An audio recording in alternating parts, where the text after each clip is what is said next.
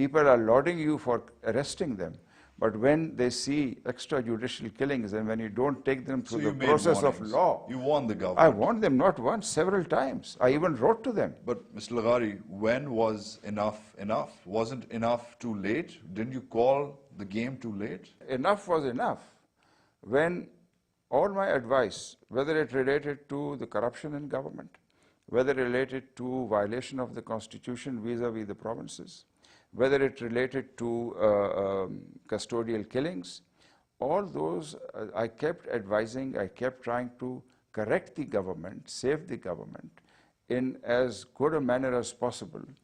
But how long did the PPP government, how long did the PPP government enough was serve? enough when I found that another 10 days and Pakistan would go into default. That was when it was enough. Do you think that's the right attitude? Do you think taking the nation to the brink, because you've gone on record and you said that as far as you had reports in the first 6 months, this is an interview of you in Pakistan Today, you had reports in the first 6 months that there were misdemeanors by Benazir Bhutto and Asif Zardari. You've also gone and said that you talked to them. Now, instead of talking to them, why didn't you do something about it? Because eventually what ended up happening, that one fine day, you said that Benazir Bhutto and Nawaz Sharif and everybody else who's governed with them has robbed the country of $3 billion. So people accuse you in letters to the editor, in conversations. People accuse you of one simple sin. You acted too late. Oh, there are people who... And that's converted, that argument is converted, sir, with the fact that you were partisan. No, people also accuse me of dissolving the assembly. It's the other group. The other side says, why did you dissolve it? How do you answer this? How do you answer this question, though? You've been on record saying you had information in the first 6 months as president. You were privy to information in the first 6 months, and it took you 3 years to get rid of this government. Excuse me. If I'm privy to some information that misdemeanors are being done, as a president, I do not have the right under the Constitution to dissolve the assembly and dismiss that government. It's only when it becomes a pattern, when You do have the right. You do have the 8th Amendment. No. You are the president. No. You can enact under 58(2)(b). Under 58(2)(b), the action that I ultimately took, when it became imperative and nothing else could be done.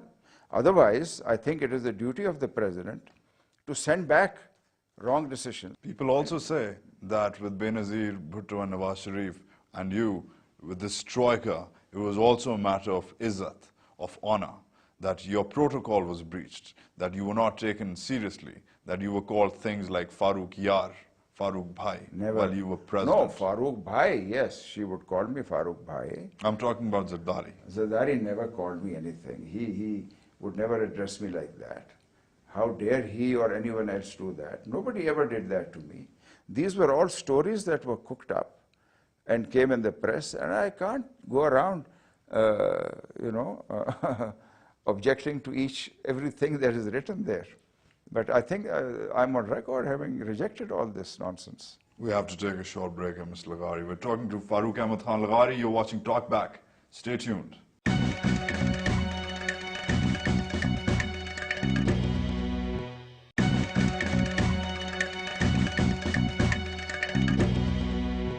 Welcome back to Talk Back. We're with the former president of Pakistan, Farooq Laghari. All right, let's time travel a bit.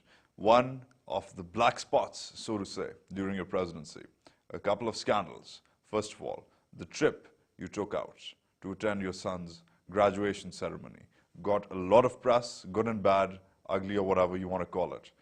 Just for the sake of reminding our audience what happened. You take a trip out for a few days. You had with you several members of your family, 10 members of your staff, 7 members of the PTV team, 9 members of the PAF, the Punjab's chief minister and his staff, friends and relatives, high officials of the finance and other departments, and even the PM's cousin. The number one criticism you get, the flack you get, is that you made this a working visit as an afterthought. That it really wasn't a working visit, it was supposed to be a private visit, but you put it on the National Exchequer, you made it a working visit as an afterthought. Now, I've heard this criticism before. Let me tell you, that trip was essentially at the behest of the Prime Minister, something that I had refused earlier, but it was dubbed by the government as a private visit because we did not want to give official status to it that Benazir wanted for herself as Prime Minister when she visited the US later on. Well, it's more than a private visit, don't you think? It was mainly a working visit. It was mainly working for the country. It was politically ill-advised to take that visit. You visited Washington right at the heels of the Indian Prime Minister Narasimha Rao. First of all, a cold shoulder was expected, and evidently you got a cold shoulder. You never got to meet the American president. No, the Pakistani government also requested minutes of the meeting between Narasimha Rao and Bill Clinton and was rebuffed.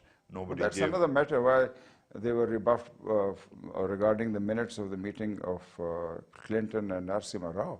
But as far as I was concerned, it was known well before I left that I will not be meeting the US President.